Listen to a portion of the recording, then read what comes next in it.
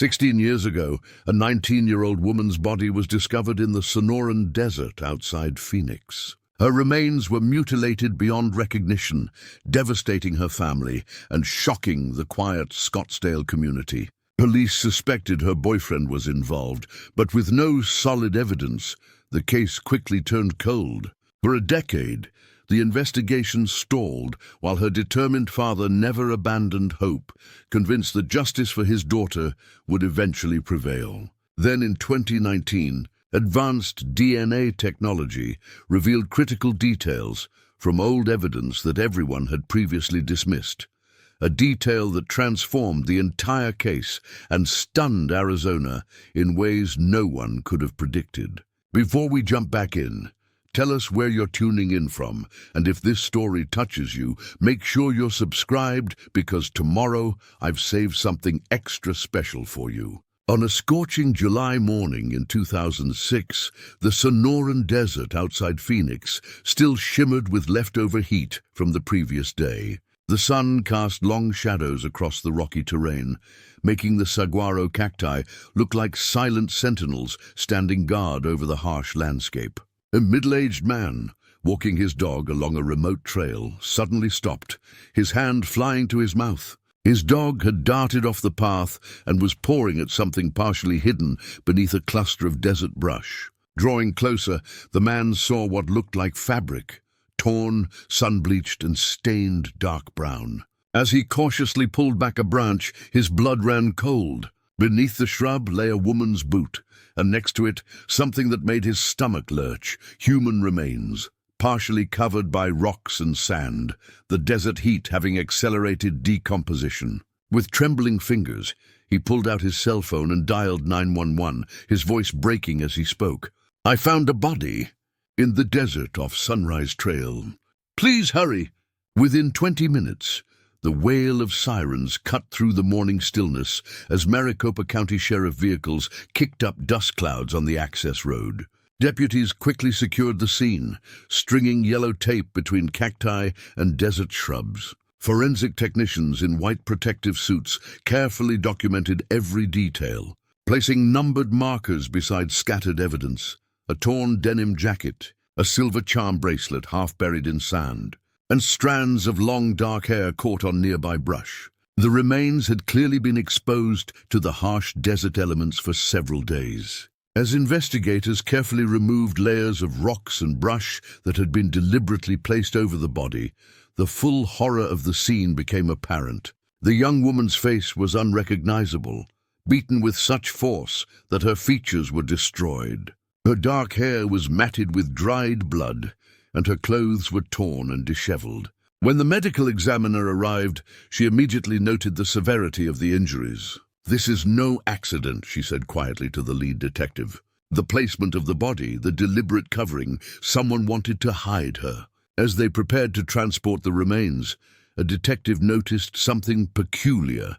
The victim's fingernails were broken, with tissue trapped underneath. She had fought desperately for her life. Back at the county morgue, Dr. Isabel Martinez worked methodically, documenting each wound and collecting evidence. The victim's skull showed multiple fractures consistent with blunt force trauma, likely from a heavy object with a flat surface. Her hands bore defensive wounds, and fibers were found under her nails. "Time of death is tricky with desert conditions," Dr. Martinez explained to Detective James Navarro. "But based on decomposition, I'd estimate between 3 to 5 days ago.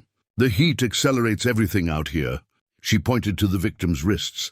"See these marks?" She was restrained before death, possibly with zip ties or rope. The most telling evidence came when they examined the contents of the victim's pockets: a movie ticket stub dated July 12th and a receipt from a gas station in Scottsdale. The receipt bore a partial name, Rachel M. This small detail would become their first real lead in identifying the victim. By morning, missing persons reports were cross-referenced with the limited information they had. A match quickly emerged. Rachel Mendoza, 19, reported missing 5 days earlier when she failed to return home after telling her father she was going to the movies with friends. Carlos Mendoza, Rachel's father, was asked to come to the medical examiner's office. The hallways seemed to stretch endlessly as he was led to a small viewing room. When the sheet was pulled back, revealing a silver charm bracelet he had given his daughter for her 16th birthday, his legs gave way. "That's Rachel's," he choked out before collapsing into a chair, his world shattering around him. Rachel Mendoza was a sophomore at Arizona State University, studying psychology with dreams of becoming a counselor. Friends described her as compassionate and driven, someone who volunteered at a crisis hotline and always made time to help others. Her professors spoke of her dedication, her thoughtful questions in class, and her passion for understanding human behavior. She wanted to help people heal, her roommate Tina Wilson told detectives through tears. "Now she's gone, and we're the ones left broken." Tina revealed that Rachel had recently started seeing someone new, but kept the relationship relatively private. She just said his name was Jake. She seemed happy, but a little secretive about it.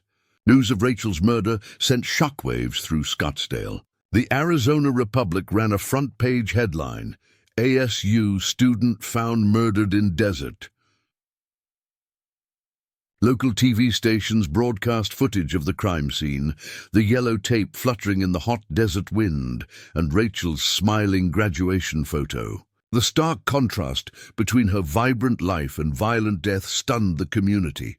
In the Mendoza home, grief hung heavy in the air. Carlos sat motionless at the kitchen table, staring at Rachel's high school graduation photo. Maria Mendoza, Rachel's mother, moved through the house like a ghost, touching her daughter's belongings. A psychology textbook with colorful sticky notes still marking important passages. A half-finished letter to her younger brother, serving in the military overseas. "She was everything to us," Maria whispered to Detective Navarro during one of his visits. "Who would do this to our baby girl?" As she spoke, she clutched a stuffed bear Rachel had kept since childhood, her tears soaking into its worn fur. The investigation intensified as detectives interviewed Rachel's friends, classmates, and co-workers. Several mentioned the mysterious new boyfriend, Jake, but no one had met him or knew his last name. Rachel's phone records showed multiple calls to a number registered to Jacob Townsend, 22, a graduate student in business at ASU. When detectives visited Jake's apartment, they found him surprisingly calm. With short-cropped hair and an athletic build, he appeared cooperative but guarded. "Rachel and I dated casually," he explained, maintaining steady eye contact with Detective Navarro. "We went to the movies that night, had a small disagreement, and I dropped her at her apartment around 10:30. Jake claimed he went straight home afterward, watching TV until falling asleep. When asked about the disagreement, he shrugged. Just relationship stuff, nothing serious. I was surprised when she stopped answering my texts." His roommate, Matthew Price, initially corroborated Jake's alibi, claiming he'd heard him come home that night. But something about Matthew's nervous demeanor caught Detective Navarro's attention. Later, when interviewed alone, Matthew's story changed. "I think I heard him, but I was half asleep. I can't be 100% sure what time he got home." As detectives dug deeper into Jake's background, concerning details emerged. He had dated another ASU student the previous year who had suddenly transferred to another university. When contacted, she was initially reluctant to speak, but eventually admitted Jake had been controlling and had a frightening temper.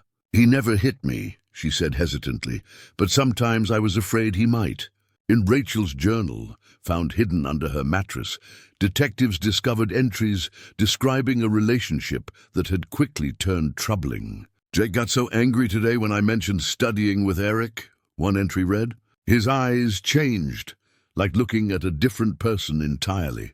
He apologized after, said he just cares too much, but something feels wrong." The most recent entry, dated just 2 days before her disappearance, was even more disturbing. "I'm going to end things with Jake tomorrow. I'm scared of how he'll react, but I can't do this anymore. The jealousy, the possessiveness, it's too much." As evidence mounted, a search warrant was obtained for Jake's apartment and car. In the trunk, forensics found microscopic blood spatter that had seeped into the carpet lining. Attempts had been made to clean it, but luminol revealed what someone had tried to hide. DNA testing would be needed to confirm if it matched Rachel. Jake's computer revealed searches for desert hiking trails near Phoenix and how long before a body is found in the desert. Searches made the day Rachel disappeared. His cell phone data placed him near the desert trail where Rachel was found, directly contradicting his alibi. When confronted with this evidence, Jake's calm facade finally cracked. "Oh, you don't understand," he said, his voice rising. "She was going to leave me. After everything I did for her, she was just going to walk away." But he stopped short of a confession, demanding a lawyer before saying anything more. Preparing and narrating this story took us a lot of time, so if you are enjoying it, subscribe to our channel. It means a lot to us. Now back to the story. The case seemed to be building, but then came a devastating setback. The blood evidence in Jake's car was contaminated during collection, rendering it inadmissible. His internet searches, while suspicious, weren't enough to prove murder. And without witnesses who saw them together after the movie, the timeline remained uncertain. Jake's defense attorney, a sharp-eyed former prosecutor named Elaine Morrison, systematically dismantled the circumstantial case. "My client has no history of violence," she stated firmly in preliminary hearings. Cell phone tower data is notoriously imprecise, and many people search curiosities online that mean nothing. Then another possibility emerged. Rachel's work at the crisis hotline had put her in contact with troubled individuals, including a man named Victor Reyes, who had become fixated on her, sending concerning messages that Rachel had reported to her supervisor. Victor had a history of stalking and had been recently released from prison for aggravated assault. When questioned, Victor admitted to following Rachel but denied any involvement in her murder. His alibi checked out. Surveillance footage showed him at a halfway house at the time Rachel disappeared. Still, his emergence cast reasonable doubt on Jake's guilt. As weeks turned into months, the investigation stalled. Forensic evidence was processed, witnesses re-interviewed, timelines reconstructed, but no smoking gun emerged. Detective Navarro grew increasingly frustrated, spending nights reviewing case files, convinced they were missing something crucial.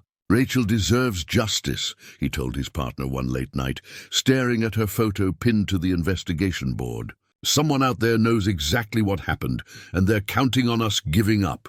But despite his dedication, the harsh reality of police work intruded. New cases demanded attention. Resources were limited. By early 2007, with no new leads and mounting pressure to solve more recent crimes, the Rachel Mendoza case gradually slipped from active investigation to cold case status. Carlos Mendoza received the devastating news with quiet dignity. "You're giving up on my daughter," he said, his voice steady, but his eyes reflecting profound pain. "We're not giving up, Mr. Mendoza," Detective Navarro assured him. "But right now we need something new. Evidence, a witness, anything to move forward." Carlos nodded slowly. "Then I'll find it. If you can't keep looking for Rachel, I will." It wasn't a threat or accusation, just a father's promise to his murdered daughter.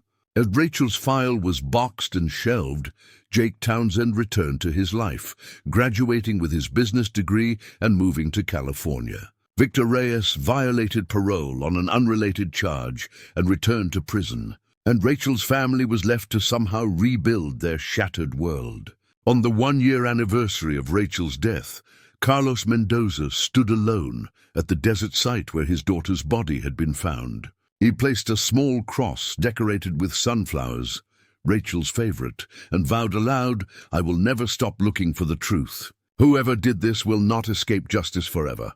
Little did he know, justice would indeed come, but only after a decade of heartbreak, scientific advancement, and a detective who never truly let go of the case that haunted him. As the Rachel Mendoza case grew colder with each passing month, Scottsdale gradually returned to its regular rhythms. New crimes dominated headlines, new tragedies captured public attention, and the brutal murder of a promising young psychology student slowly faded from collective memory, except for those who couldn't forget. Carlos Mendoza transformed his garage into what his family gently called Rachel's room.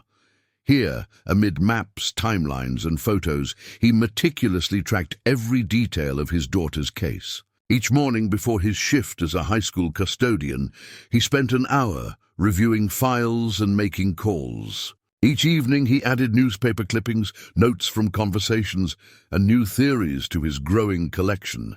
"He's killing himself with this," Maria confided to their pastor 2 years after Rachel's death. But telling Carlos to stop looking for Rachel's killer would be like asking him to stop breathing. 3 years after Rachel's murder, the Mendozas attended the graduation ceremony at ASU, where their daughter should have received her psychology degree. They sat quietly as other parents cheered, clutching an empty frame where her diploma should have been. The university had established a small scholarship in Rachel's name for students pursuing counseling careers, a bittersweet honor that acknowledged both her promise and its tragic end. Detective James Navarro had officially moved on to other cases, but Rachel's file remained in his desk drawer. He'd review it periodically, hoping fresh eyes might catch something previously missed. On the anniversary of her death each year, he'd visit the desert site where she was found, standing silently beside Carlos Mendoza. 2 men connected by a mutual failure, one unable to protect his daughter, the other unable to deliver justice. In 2010, 4 years after the murder, a potential break emerged when an inmate at Arizona State Prison claimed his cellmate had confessed to killing Rachel. Hope soared briefly before crashing down. The story proved fabricated, merely an attempt to secure a reduced sentence. The disappointment hit Carlos like a physical blow, sending him to the hospital with chest pains that doctors later attributed to stress. "The hardest part," Navarro confided to his wife that night, "isn't just the dead ends. It's watching hope rise and die in Carlos's eyes over and over again." By 2012, Jake Townsend had built a successful life in San Diego, working for a financial services company and recently engaged. When a local reporter, doing a retrospective on unsolved Arizona crimes, contacted him about Rachel's case, he responded through his attorney, "Mr. Townsend has fully cooperated with authorities and was cleared of any involvement. He continues to hope for justice for Rachel and her family, but respectfully requests his privacy as he has moved forward with his life." The article ran with the headline, "6 years later, the desert murder that still haunts Scottsdale." It featured Rachel's senior portrait alongside a photo of Carlos standing beside his investigation board. The stark contrast, a young woman full of life and promise, and a father consumed by grief and determination, briefly rekindled public interest, but without new evidence, the case remained stalled. Victor Reyes, the man who had stalked Rachel, was released from prison in 2013 after serving his sentence for parole violation. Detectives monitored him briefly, but he moved to New Mexico, seemingly leaving the case behind. Another thread in the investigation unraveled into nothing. The Mendoza family marked painful milestones with quiet rituals. Rachel's 25th birthday, the 10-year anniversary of her high school graduation, the day she would have completed her doctoral program had she lived. Each occasion brought renewed grief, but also strengthened their resolve. "Time doesn't heal all wounds," Carlos told a victim advocacy group in 2015. "It just teaches you to carry them differently." By this point, Rachel's case had become a teaching tool at the police academy, an example of a complex investigation with promising leads that nevertheless failed to secure justice. New detectives would occasionally review the file, bringing fresh perspectives and questions. But the fundamental problems remained: insufficient physical evidence, no witnesses, and too many alternative theories to build a solid case against any single suspect. In July 2016, on the 10th anniversary of Rachel's murder, the Arizona Republic published a feature story titled "A Decade Without Answers." The article chronicled the investigation's path, the suspects who had slipped through the justice system's fingers, and the technological limitations that had hampered evidence collection and analysis at the time. If Rachel were killed today, a forensic expert noted in the piece, we'd have tools at our disposal that didn't exist in 2006. Digital footprints are harder to erase. DNA collection and analysis is more sophisticated. Cell phone data is more precise. Time is the enemy in homicide investigations, but sometimes it brings technological advances that can breathe new life into cold cases. Those words lingered with Detective Navarro, who had been promoted to lieutenant overseeing major crimes. He kept a copy of the article pinned to his bulletin board, a reminder that cases weren't truly closed until they were solved. The article also caught the attention of Dr. Samantha Reynolds, a forensics specialist who had recently joined the Maricopa County Medical Examiner's Office after working with the FBI's Investigative Support Unit. During her orientation, she requested access to several cold cases to familiarize herself with the office's filing system. Rachel's case was among those she selected. "There's something here," she told her supervisor after reviewing the autopsy photos and reports. "The pattern of these defensive wounds, they tell a story we missed." Reynolds believed that microscopic fragments embedded in Rachel's defensive wounds might contain DNA from her attacker, DNA that couldn't be properly analyzed with the technology available in 2006. With the medical examiner's approval, she contacted Lieutenant Navarro about revisiting the physical evidence. "I can't promise anything," she cautioned during their first meeting. "But science has come a long way in the past decade. We might be able to extract profiles from samples that were too degraded or contaminated for our old methods." Navarro immediately called Carlos Mendoza. "This isn't a breakthrough yet," he warned, "but for the first time in years, we have a legitimate scientific avenue to explore." Carlos listened silently before responding, his voice steady but strained. "After 10 years, Lieutenant, I've learned to temper my expectations. But I've never lost faith that someday, somehow, Rachel's killer would face justice. If this new technology can help, I'm grateful." The process was painstaking and slow.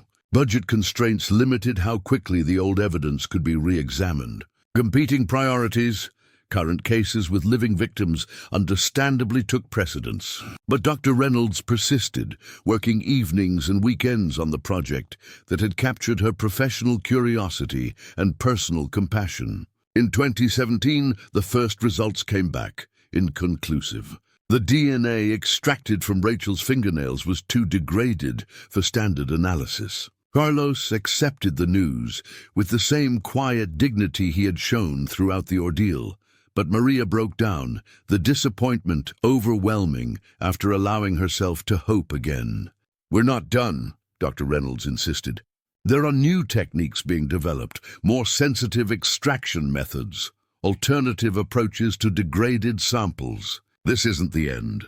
True to her word, Reynolds applied for a grant to fund specialized analysis using emerging technology in forensic genealogy, the same methods that were beginning to solve decades-old cold cases across the country.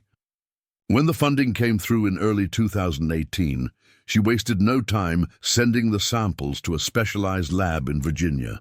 Throughout this period, Carlos continued his own investigation, now with renewed purpose. His garage walls had expanded to include information on forensic genealogy, DNA extraction techniques, and articles about cold cases solved through these new methods. He joined online forums for families of cold case victims, finding both support and practical knowledge in their shared experiences. His dedication inspired others. A group of ASU psychology students created a podcast series examining Rachel's case, interviewing former classmates, professors, and friends. While it generated no new leads, it ensured Rachel wasn't forgotten, her story still echoing through the community she had once hoped to serve. In December 2018, 12 years after Rachel's murder, the Mendoza family received devastating news. Maria had been diagnosed with advanced pancreatic cancer.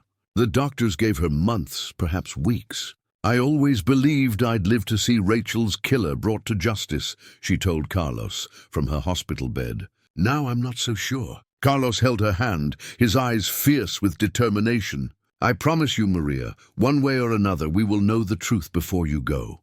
It was a promise he feared he couldn't keep, but one he had to make. He doubled his efforts, spending every moment not at Maria's bedside, pursuing any avenue that might bring closure.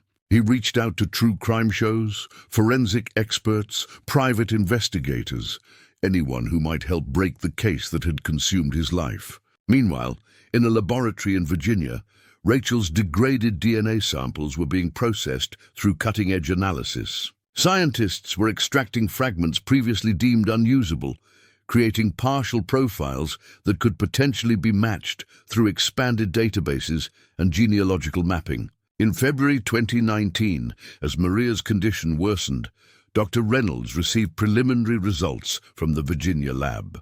She immediately called Lieutenant Navarro, her voice tense with controlled excitement. "We have something," she said simply. "Not a complete profile, but enough to start the genealogical mapping process. It's going to take time, but this is real progress."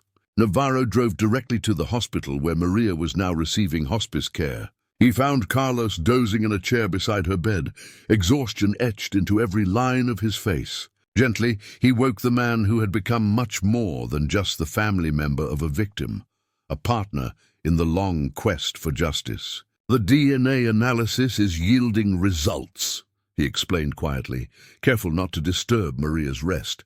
"It's early, and I don't want to raise false hopes, but this is the most promising development we've had in years." Carlos's weathered face showed the caution of a man who had learned the cruel lessons of dashed hopes, but beneath it, an unmistakable flicker of possibility. "How long?" he asked, his eyes darting to his wife's frail form. Navarro couldn't lie.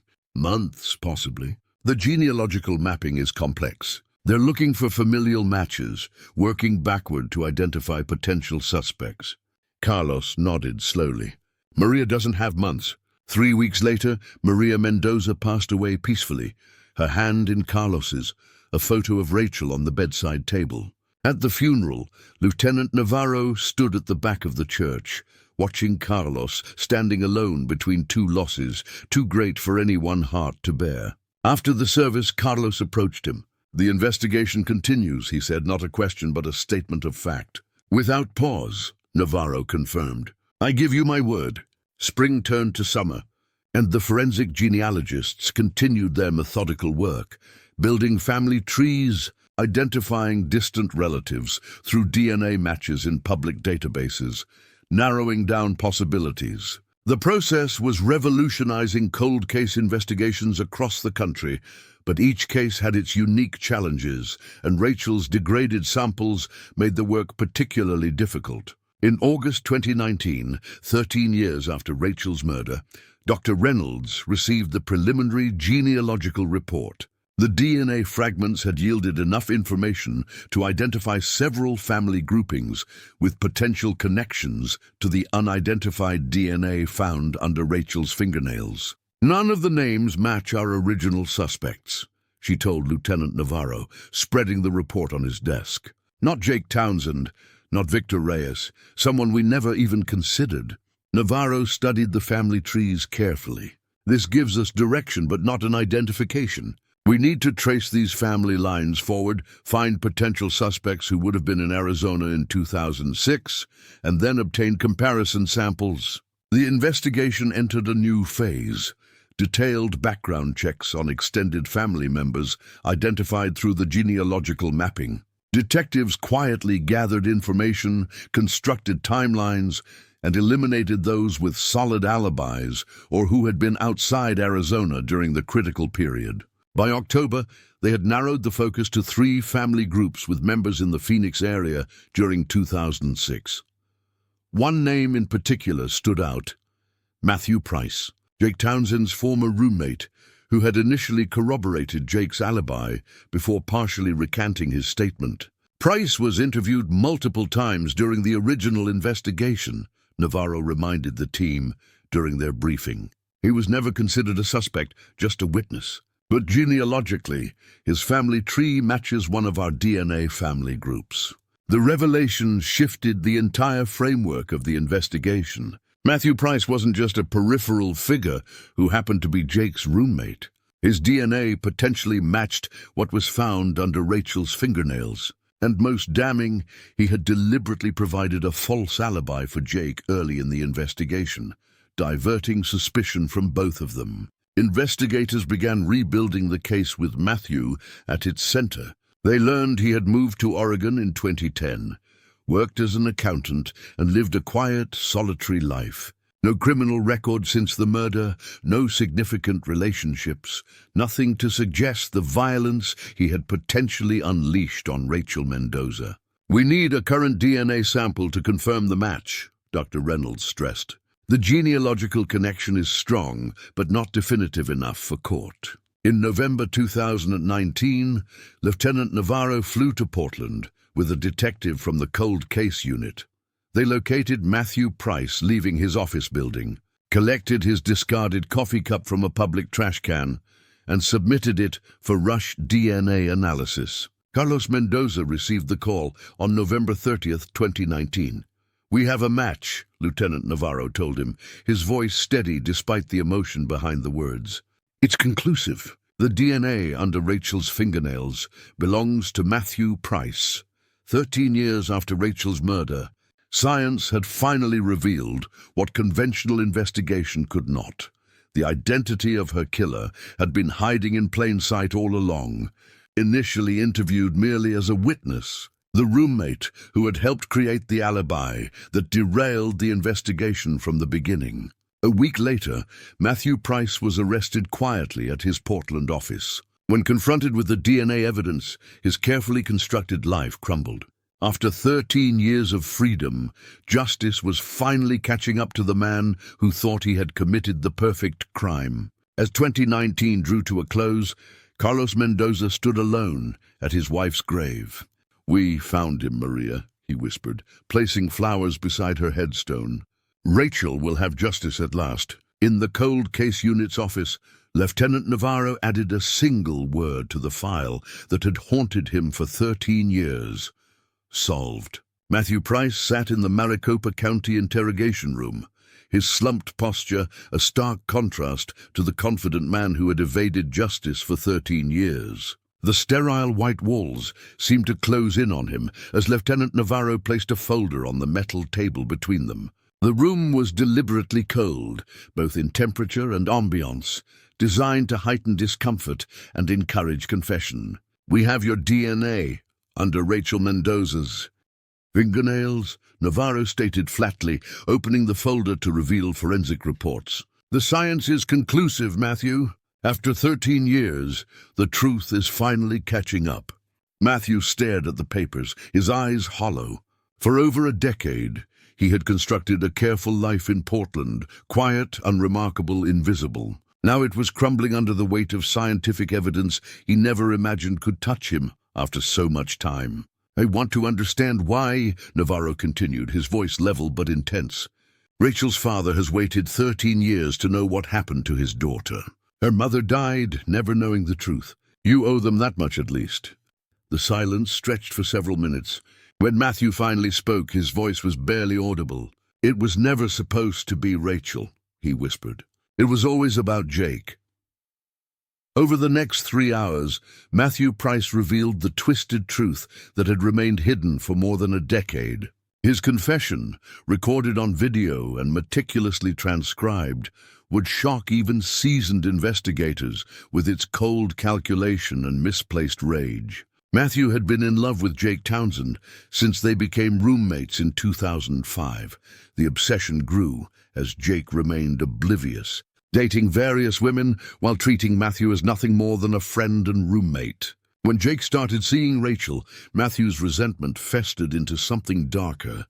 "She was taking him away from me," Matthew explained, his eyes fixed on some distant point. "Jake was spending less time at our apartment. He was talking about moving in with her eventually. I started to hate her for it." The night of Rachel's murder, Matthew had followed them to the movies.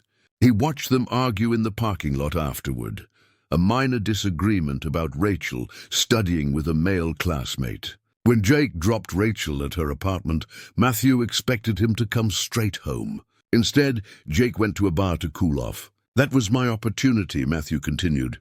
I went to Rachel's apartment and knocked on her door. I told her Jake had forgotten his wallet in her car and asked if I could come in while she looked for it. Once inside, Matthew confronted Rachel about her relationship with Jake, his years of suppressed rage finally boiling over. When Rachel tried to call Jake, Matthew attacked her, striking her repeatedly with a heavy bookend from her own shelf. The attack was frenzied, fueled by years of jealousy and rejection. She fought back hard, Matthew recalled, absently touching a faint scar on his cheek where Rachel had scratched him. That's how my DNA got under her nails. I panicked when I realized what I'd done. I wrapped her in a blanket, put her in my car trunk, and drove out to the desert. The most chilling part of his confession was what happened next. Matthew returned to their apartment and fabricated an alibi for Jake, making sure his roommate would be the prime suspect if Rachel's body was found. He planted evidence in Jake's car, searched disturbing queries on Jake's computer, and coached Jake on what to tell police. I wanted him to be blamed, Matthew admitted.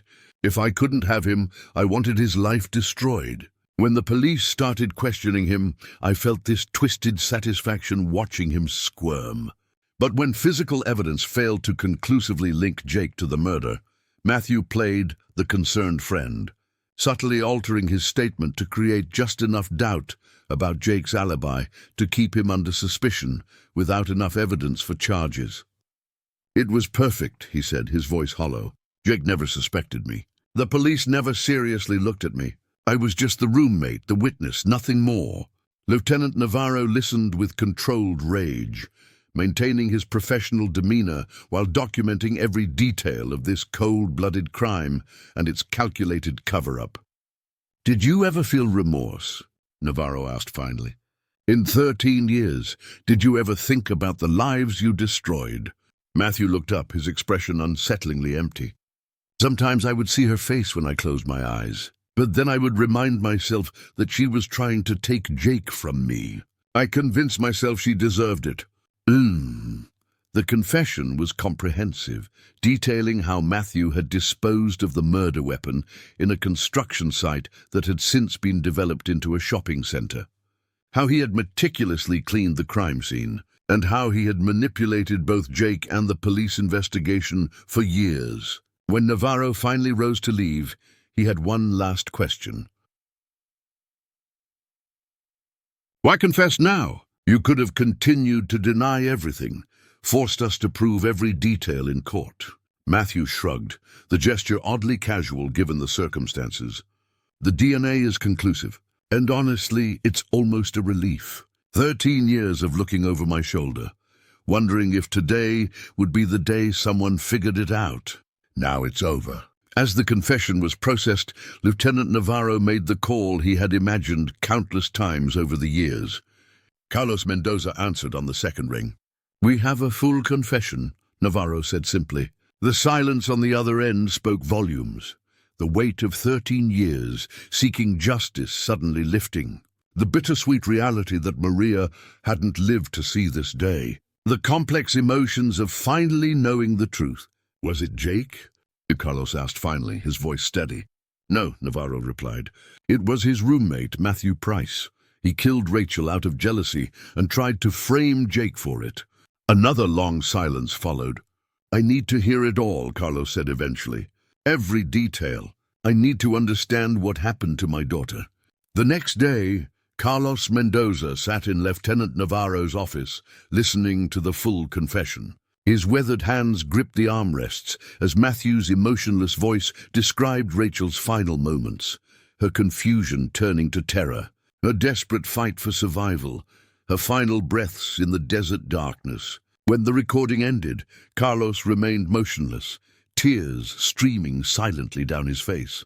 All these years, he whispered, I pictured a monster. But this was just a man, a selfish, broken man who took my daughter's life for nothing. News of the arrest and confession spread quickly through Scottsdale. The Arizona Republic ran a front-page story, 13-year-old desert murder solved, DNA links, roommate to ASU student's death. Local television stations featured segments on the cold case breakthrough, highlighting the forensic genealogy that had finally cracked the case. Jake Townsend learned about the arrest while at work in San Diego. The news hit him like a physical blow. The roommate he had trusted, the friend who had supported him through police questioning, had been Rachel's killer all along. He had spent years under a cloud of suspicion, lost friends, changed his life path, all because of Matthew's calculated betrayal. "I lived with her murderer," he told reporters who tracked him down for comment. "I defended him to the police. I trusted him completely. How do you ever recover from that kind of betrayal?"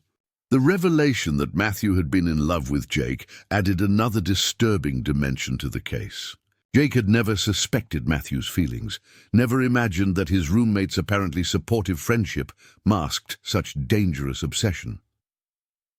"I keep replaying every conversation, every interaction," Jake admitted, "wondering if I should have seen it, if I could have prevented what happened to Rachel.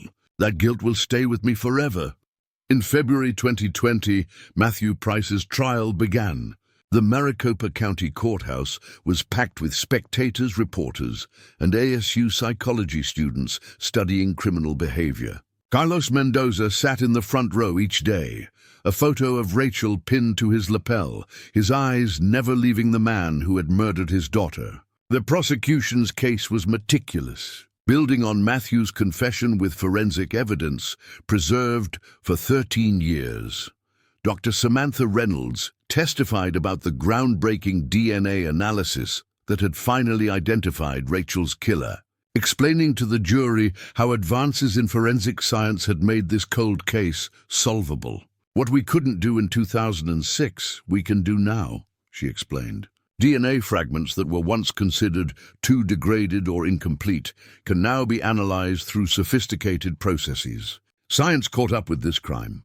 The defense attorney, recognizing the overwhelming evidence, focused on Matthew's mental state, arguing that his obsession with Jake had created a delusional disorder that impaired his judgment. A parade of psychological experts testified, dissecting Matthew's mind and motivations. Carlos watched it all with quiet dignity, refusing to be drawn into the defense's attempt to generate sympathy for his daughter's killer. When asked by reporters how he felt about the mental health arguments, he responded simply, "My daughter wanted to help people with mental health struggles. That doesn't mean she deserved to die at the hands of someone who refused to seek that help." And after 3 weeks of testimony, the jury took less than 6 hours to reach a verdict: guilty of first-degree murder. As the verdict was read, Carlos closed his eyes briefly, his hand moving to touch the photo of Rachel on his lapel. At the sentencing hearing, Carlos was given the opportunity to deliver a victim impact statement. He approached the podium slowly, unfolding a carefully prepared speech that he set aside after a moment's consideration. "For 13 years, he began, his voice steady despite the emotion behind it, "I have imagined what I would say to the person who took my daughter from us. I planned to talk about what you stole, her future, her dreams, the lives she would have touched as a counselor, the family she might have had." He paused, looking directly at Matthew. "But standing here now, I realize those words are for Rachel, not for you. Instead, I want you to know this. While you were hiding, running from what you did, I was keeping Rachel's spirit alive. While you were building a life on lies, I was making sure my daughter's truth would eventually be heard." His voice grew stronger. "You thought time would erase your crime. You were wrong. You thought science couldn't touch you after all these years. You were wrong again. And if you think this sentence is the end of Rachel's story, you're still wrong. My daughter's legacy will continue in the scholarship that bears her name, in the cold case reforms her murder has inspired, and in the lives of those who loved her." Carlos turned to the judge. "I don't ask for vengeance. I ask for justice. Not just for Rachel, but for every family waiting for answers about a loved one taken too soon." The judge sentenced Matthew Price to life in prison with no possibility of parole for 25 years. As he was led from the courtroom, Matthew finally looked at Carlos, a brief, unreadable glance between the man who had taken a life and the father who had refused to let that life be forgotten. Outside the courthouse, Carlos stood surrounded by family members, friends, and Lieutenant Navarro. Reporters called out questions about closure and justice, terms that seemed inadequate for the complex emotions of the moment. Justice doesn't erase grief, Carlos told them. It doesn't bring Rachel back or give Maria the peace she deserved before she passed. But it does matter. It matters that the truth is finally known. It matters that no matter how much time passes, we don't give up on finding that truth. In the months that followed, the impact of Rachel's case extended far beyond the Mendoza family. The Maricopa County Sheriff's Office established a dedicated cold case unit with specific funding for advanced DNA analysis. Lieutenant Navarro, approaching retirement age, was asked to head the new department, bringing his experience and determination to other families still waiting for answers. Dr. Samantha Reynolds developed a training program for forensic technicians, focused on preserving evidence from current cases in ways that would facilitate future testing as technology advanced. What seems impossible to analyze today may be routine tomorrow, she explained during a presentation at ASU. We need to think not just about current capabilities, but future possibilities. The Rachel Mendoza Scholarship expanded, now providing full tuition for psychology students planning careers in trauma counseling. Carlos worked with the university to establish an annual lecture series on resilience and healing, featuring speakers who had transformed personal tragedy into positive social change. Jake Townsend eventually returned to Arizona, meeting with Carlos to share memories of Rachel and process their shared trauma of being manipulated by Matthew. The meeting was difficult, but healing for both men, each carrying different but profound wounds from Rachel's murder. She saw something good in you, Carlos told Jake. That matters to me, and I'm sorry you lived under suspicion for so long. Jake nodded, fighting back tears. I've carried this weight, wondering if I could have protected her, if I should have seen something in Matthew. It's eaten at me for years. We both needed the truth, Carlos replied simply. Now we have it. In July 2021, on the 15th anniversary of Rachel's death, a small gathering was held at the desert site where her body had been found. The harsh landscape had been transformed into a simple memorial garden, with desert flowers surrounding a stone bench inscribed with Rachel's name and the words, "Justice delayed is not justice denied." Lieutenant Navarro, now head of the cold case unit, stood beside Carlos as the memorial was dedicated. Around them gathered others whose lives had been touched by the case. Dr. Reynolds, former classmates of Rachel's, other families with cold cases who had found hope in the Mendoza family's persistence. 15 years ago, a promising young woman's life ended here, Carlos said during the dedication. But something else began. A search for truth that has changed how cold cases are investigated in Arizona and beyond. Rachel wanted to help people heal from trauma. In her absence, that has become my purpose. As the small crowd dispersed, Carlos and Lieutenant Navarro remained, looking out over the desert landscape that had once held only painful memories. Do you remember what you said to me when the case went cold? Carlos asked. That you couldn't keep looking for Rachel. Navarro nodded, the memory still painful. And you said if I couldn't keep looking, you would. We both kept our promises, Carlos said quietly. And now others will benefit from what we learned. That justice doesn't have an expiration date, that science evolves, that persistence matters. In the years that followed, the cold case unit successfully resolved 7 long-dormant investigations, bringing answers to families who had been waiting decades in some cases. Each solved case strengthened the unit's reputation and secured additional funding for advanced forensic testing. During a presentation to law enforcement agencies from across the Southwest in 2023, Lieutenant Navarro used Rachel's case as their primary example of how modern science could resurrect seemingly hopeless investigations. 17 years ago, we hit a wall with this investigation, he told the assembled officers. The evidence we had wasn't enough. The technology we needed didn't exist yet. But one man refused to let his daughter be forgotten. He gestured to Carlos, sitting quietly in the audience. Carlos Mendoza taught me the most important lesson of my career, that giving up is a choice, not an inevitability. Every cold case in your jurisdiction represents a family still waiting for answers, still holding on to hope that someone, somewhere, will care enough to keep looking. The Rachel Mendoza case became a model for cold case investigations nationwide, referenced in textbooks and training programs. But for Carlos, the most meaningful impact came through the individual lives touched by his daughter's legacy. In 2024, the first recipient of the Rachel Mendoza Scholarship graduated with her doctorate in psychology, specializing in trauma counseling for families of homicide victims. At the graduation ceremony, she embraced Carlos, whispering, "Rachel's story is what inspired me. Through me, she'll still help others heal."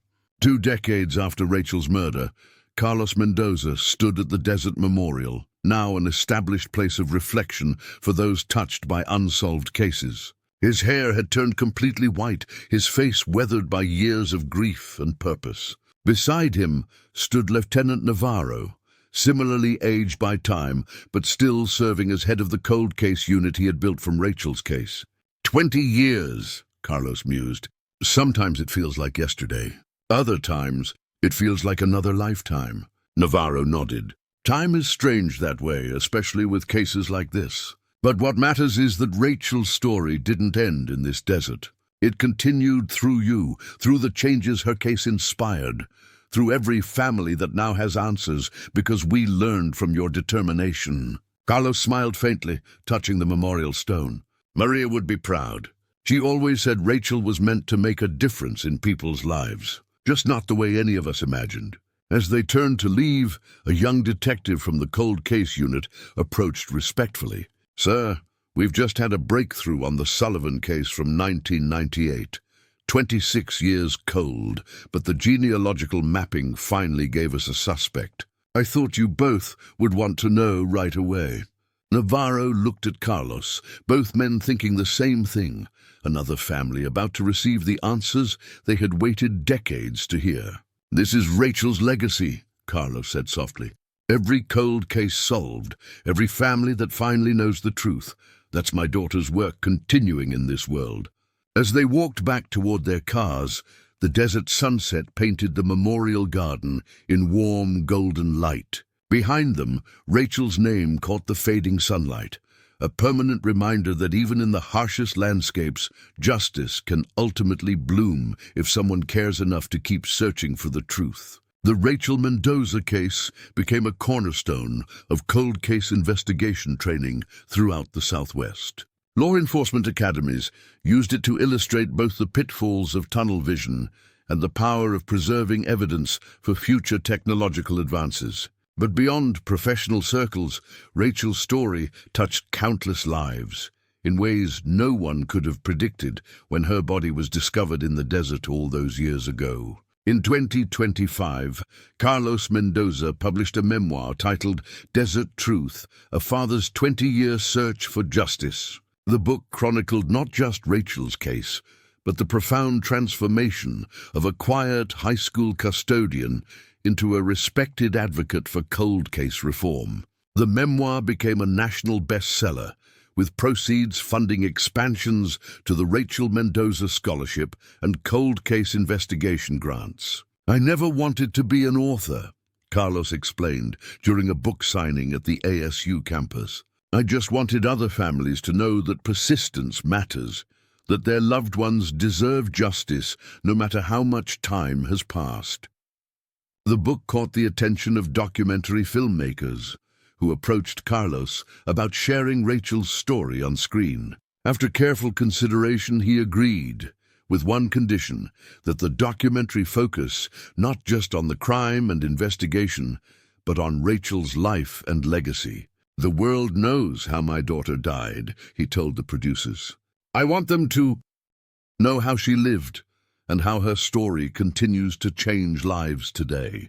The resulting documentary, After the Desert, The Rachel Mendoza Legacy, Premiered at the Phoenix Film Festival in 2026, the screening drew a capacity crowd, including Lieutenant Navarro, Dr. Reynolds, and dozens of families with unsolved cases who had found hope through Carlos's advocacy.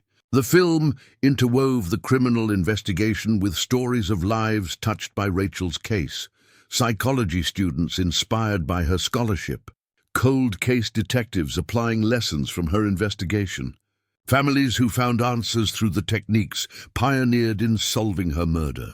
One particularly moving segment featured Elisa Torres, whose sister's 2001 murder had remained unsolved for 24 years, until the cold case unit applied forensic genealogy techniques first used in Rachel's case. "When they told me they had identified my sister's killer after all this time," Elisa said through tears, the detective mentioned that it was because of techniques refined during the Rachel Mendoza investigation.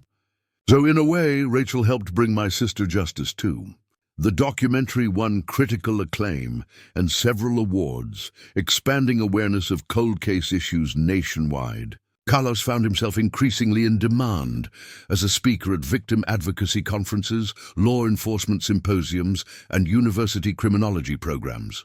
"This was never the life I imagined," he confided to Lieutenant Navarro after a particularly emotional presentation. "I was a quiet man who fixed things at a high school. Now I'm traveling the country talking about DNA analysis and victim advocacy." Navarro smiled. "You're still fixing things, Carlos, just on a much bigger scale." In 2027, Matthew Price made headlines again when he appealed his conviction, claiming new evidence suggested he had suffered from an undiagnosed mental illness at the time of the murder. The appeal process reopened wounds for many, but Carlos faced it with the same quiet dignity that had characterized his two-decade pursuit of justice. Matthew Price has had every opportunity to accept responsibility for his actions, Carlos told reporters outside the courthouse. Instead, he continues to seek excuses. But the truth found in Rachel's DNA cannot be appealed away. The appeal was ultimately denied, with the court citing the meticulous forensic evidence and Matthew's own detailed confession. The ruling affirmed the integrity of the investigation and reinforced the power of forensic genealogy as a reliable tool in solving cold cases. That same year, Arizona passed Rachel's Law, comprehensive legislation that mandated preservation of biological evidence in violent crimes, established funding for cold case DNA analysis, and created a statewide database to track and prioritize unsolved homicides.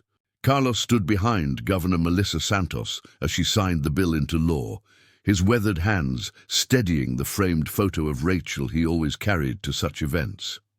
This legislation ensures that no family will have to fight as long or as hard as the Mendozas did for basic answers about their loved one's case, the governor declared. It recognizes that justice has no expiration date, and neither should our commitment to finding the truth. The law became a model for similar legislation in neighboring states, creating a ripple effect that transformed cold case investigation across the region.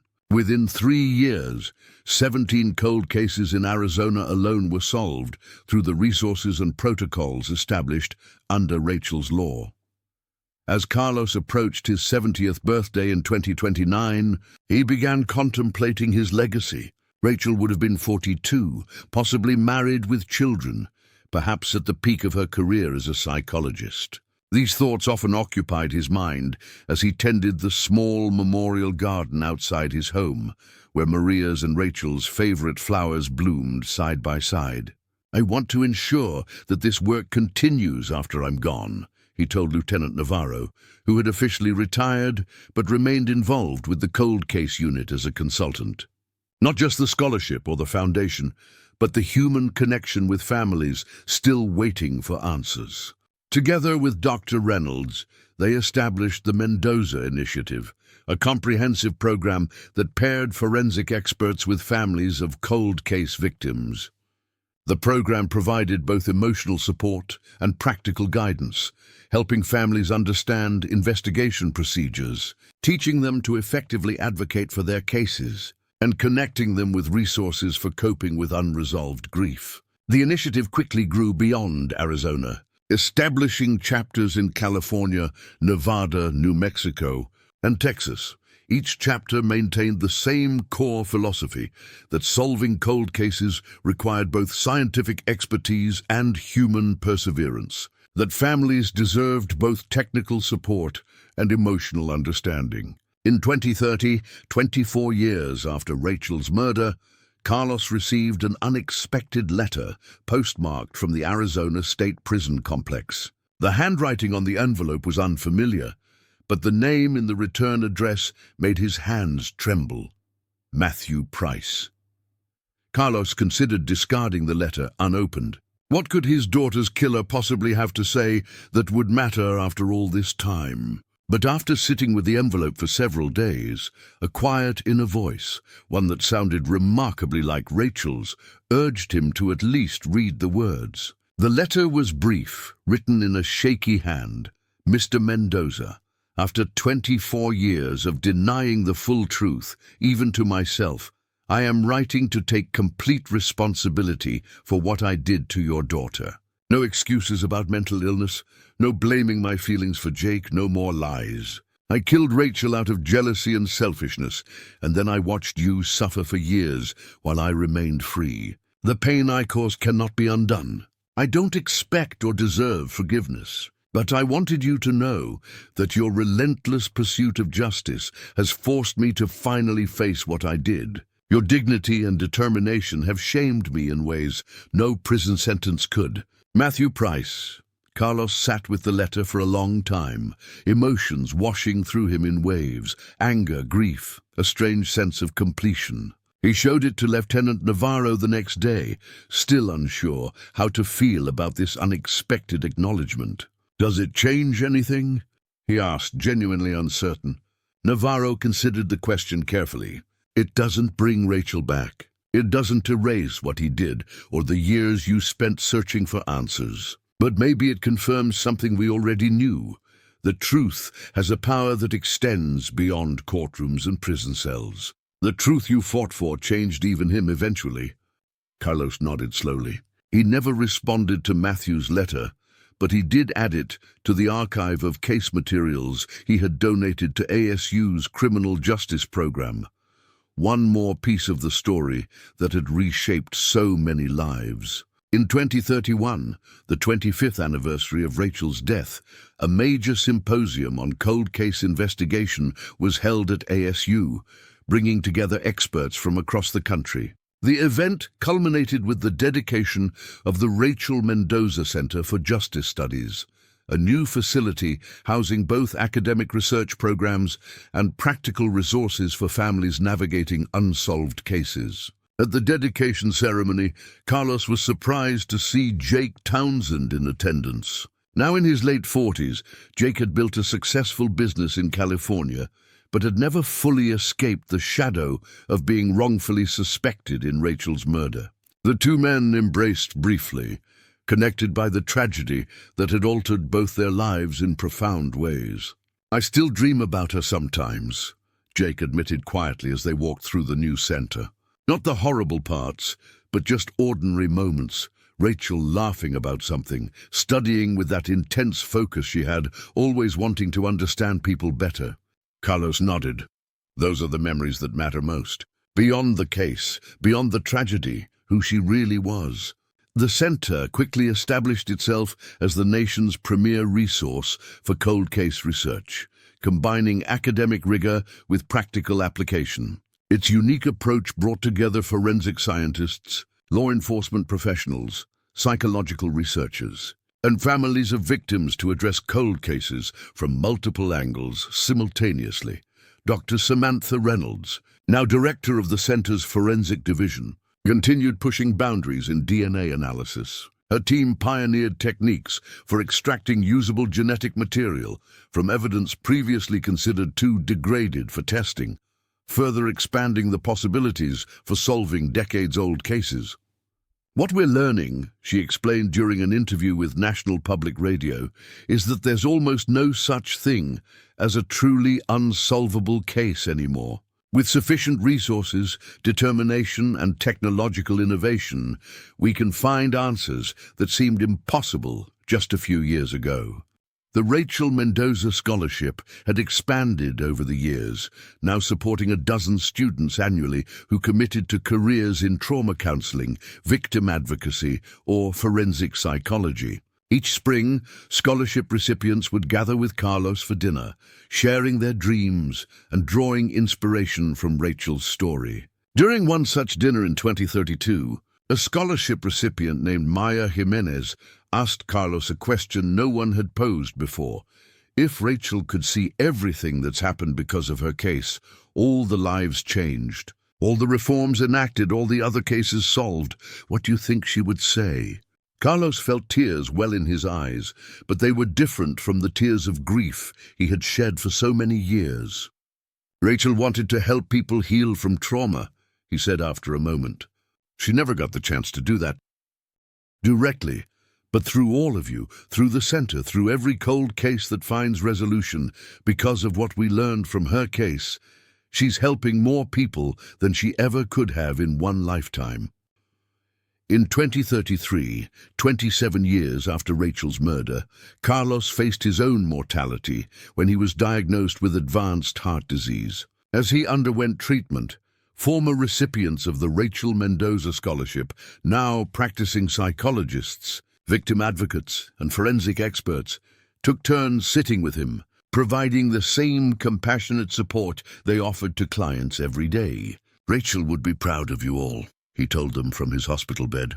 You're her legacy as much as any law or center or foundation. During his recovery, Carlos worked with Lieutenant Navarro and Dr. Reynolds to ensure the Mendoza initiative would continue beyond his lifetime. They established clear succession plans, secured long-term funding, and documented the philosophy that had guided their work for nearly 3 decades. This was never just about one case or one family, Carlos explained to the initiative's board of directors. It was about changing how we think about justice, that it's never too late, that every victim deserves the same dedication, no matter how much time has passed, that families need both emotional support and practical advocacy. By 2034, the initiative had helped resolve over 40 cold cases nationwide, bringing answers to families who had waited decades for truth. Each success strengthened Carlos's conviction that Rachel's legacy would endure long after he was gone. That summer, Carlos fulfilled a promise he had made to himself years earlier, visiting all 50 states to speak about cold case advocacy and family support. Though his health was fragile, he drew strength from the families he met, each carrying stories of loved ones whose cases remained unresolved. In Anchorage, Alaska, his final stop, he addressed a packed auditorium of law enforcement officers, forensic experts, and families with cold cases. His voice, though weaker than in years past, carried the accumulated wisdom of nearly 3 decades of advocacy. When my daughter was murdered in 2006, I was just a grieving father with no special knowledge or connections, he told them. All I had was love for my child and a refusal to let her be forgotten. What I've learned since then is that those 2 things, love and persistence, are more powerful than any obstacle, even time itself. He paused, looking out at the faces watching him intently.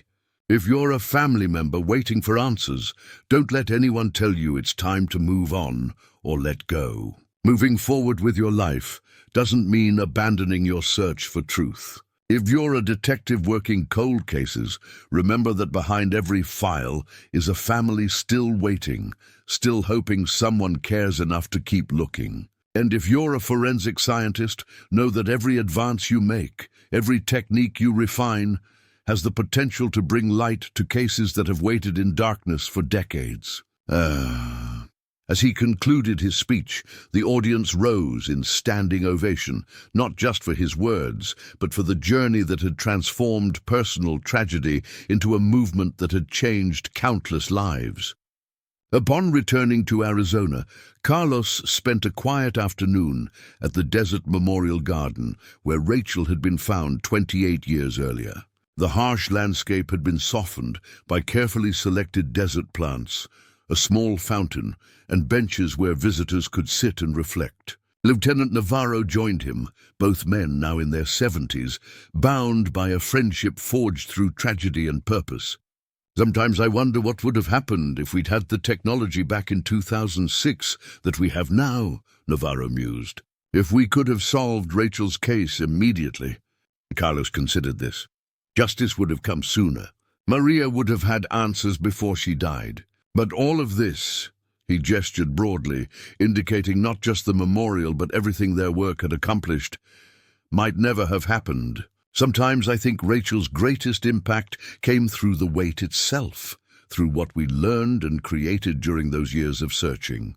They sat in comfortable silence, watching the desert sunset paint the memorial in golden light. Around them, the legacy of a 19-year-old psychology student who never got to fulfill her dreams continued to grow, touching lives far beyond what she could have imagined during her brief time on Earth. In the distance, a young woman approached, Maya Jimenez, now Director of Trauma Services at the Mendoza Center. She carried a small bouquet of desert flowers, which she placed gently at the memorial stone. "The Torres family just called," she told them. "The genealogical analysis we've been running finally found a match in their daughter's case. 30 years cold, but they'll have answers now." Carlos nodded, a familiar mixture of emotions washing over him. Satisfaction that another family would find the truth they deserved. Sadness that such truth was necessary at all. And quiet pride in knowing that Rachel's legacy continued to bring light to places long shadowed by uncertainty. As they left the memorial together, Carlos looked back one last time at his daughter's name etched in stone. The tragedy of her death would always remain, a wound that time could soften but never completely heal. But alongside it had grown something powerful and enduring, a legacy of justice, compassion, and unwavering determination that would continue to transform lives long after all of them were gone. In the golden light of the Arizona sunset, that legacy seemed to shine from the memorial stone itself, a reminder that even the darkest moments can ultimately give rise to profound and lasting light. Up next, you've got 2 more standout stories right on your screen. If this one hit the mark, you won't want to pass these up. Just click and check them out. And don't forget to subscribe and turn on the notification bell so you don't miss any upload from us.